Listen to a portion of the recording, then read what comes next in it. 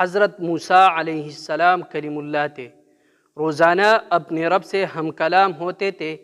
ایک دن حکم ہوا کہ موسیٰ جاؤ اور اپنے سے کمتر کو تلاش کر کے لے آؤ۔